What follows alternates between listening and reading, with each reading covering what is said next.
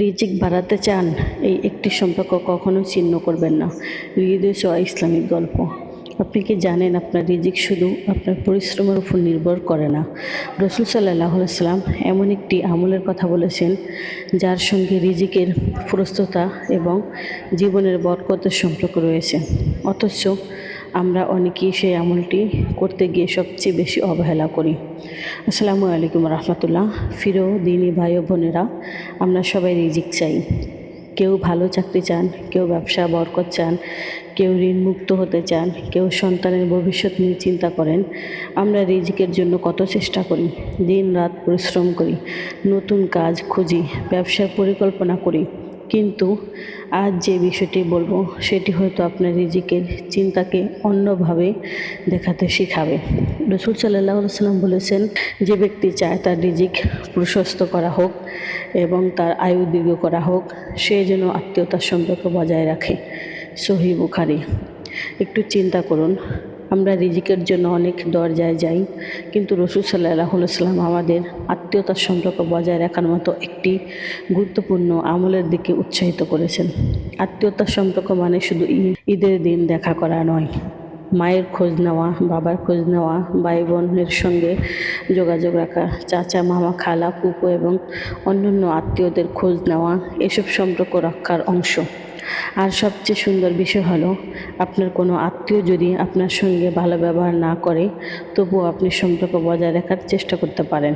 রসুল সাল্লাল্লাহু আলাইহি সাল্লাম বলেছেন, প্রকৃত আত্মীয় তার সম্পর্ক রক্ষাকারী সে নয় যে শুধু তার আত্মীয় ভালো আচরণ করলে তার প্রতিদান দেয়, বরং আত্মীয় সম্পর্ক ছিন্ন করলেও সে সম্পর্ক বজায় রাখে, সেই প্রকৃত সম্পর্ক রক্ষাকারী। এবার একটি শিক্ষামূলক গল্প শুনুন। ধরুন, একজন মানুষ, নাম তার রহমান। রহমান খুব পরিশ্রমী, সকাল থেকে রাত পর্যন্ত কাজ করে, কিন্তু যতই চেষ্টা করে মনে হয় রিজিকে যেন কোনো বরকতই নেই। একদিন সে তার এক বয়স্ক আত্মীয়র কথা মনে করলো। অনেক দিন তার সঙ্গে যোগাযোগ নেই, কিছু ভুল বোঝাবুঝির কারণে সম্পর্কটা ভালো ছিল না। রহমান ভাবলো, আমি কেন আগে ফোন করব। ভুল তো তারও ছিল, কিন্তু পরে সে নিজের অহংকারটা পাশে রাখলো। ফোন করে বলল, চাচা অনেকদিন কথা হয়নি, কেমন আছেন? কথাটা খুব ছোট ছিল, কিন্তু সে ফোন কলের মাধ্যমে একটি সম্পর্কের দরজা আবার খুলে গেল। এখানে গল্পের শিক্ষা হলো, রিজিকের বরকত মানে শুধু হাতে বেশি টাকা আসা নয়।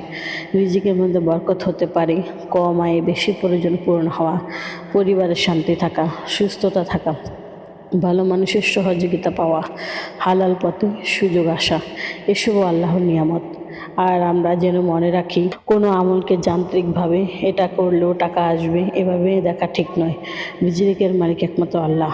আমরা আমল করি আল্লাহর সন্তুষ্টির জন্য এবং তার উপর ভরসা করি। আরেকটি গুরুত্বপূর্ণ বিষয় হলো, আল্লাহর কিতাবে নূহ আলাইহিস সালামের দাওয়াতের একটি সুন্দর অংশ এসেছে। তিনি তার জাতিকে আল্লাহর কাছে ক্ষমা চেতে বলেছিলেন। এরপর বৃষ্টি, সম্পদ ও সন্তান বৃদ্ধির মতো আল্লাহর নিয়ামতের কথা উল্লেখ করা হয়েছে। অর্থাৎ একজন মুমিনের জীবন শুধু দুনিয়ার হিসাব দিয়ে দেখা যায় না। ইস্তেগফার, আত্মীয়তার সম্পর্ক, তাকওয়া, হালাল উপার্জন সব কিছুর মধ্যেই বরকতের দরজা খুঁজতে হবে। প্রিয় ভাই বোনেরা, আজ যদি আপনার কোনো আত্মীয়তার সঙ্গে দীর্ঘদিনের কথা না হয়ে থাকে, তাহলে হয়তো আজই একটি ছোট্ট ফোন কল করতে পারেন। বলতে পারেন, ভাই কেমন আছো, আপু তোমার খবর কি, চাচা অনেকদিন কথা হয়নি। হয়তো আপনার কাছে এটা মাত্র 1 মিনিটের ব্যাপার, কিন্তু সে 1 মিনিটের মাধ্যমে একটি সম্পর্ক বেঁচে যেতে পারে, একটি হৃদয়ের কষ্ট কমাতে পারে এবং আপনি একটি গুরুত্বপূর্ণ সুন্নাহের আমল করতে পারেন। রিজিকের মালিক আল্লাহ, তাই রিজিকের জন্য পরিশ্রম করুন, হালাল পথে থাকুন, ইস্তিগফার করুন এবং আত্মীয়তার সম্পর্ক ছিন্ন করবেন না। আল্লাহ আমাদের রিজিককে বরকত দান করুন, পরিবারের শান্তি দিন এবং আত্মীয়তার হক আদায় করার তৌফিক দান করুন। আমিন। ভিডিওটি ভালো লাগলে এমন একজন মানুষের কাছে শেয়ার করুন যার সঙ্গে হয়তো আপনার অনেক দিন কথা হয়নি। হয়তো আপনার একটি শেয়ার একটি সম্পর্ক জোড়া লাগানোর কারণ হয়ে যাবে। প্রিয় দিনী ভাই ও বোনেরা, আজ এ পর্যন্তই। সবাই ভালো থাকেন, সুস্থ থাকেন। দেখা হবে পরবর্তীতে নতুন কোনো ভিডিও নিয়ে। আসসালামু আলাইকুম রহমতুল্লাহ।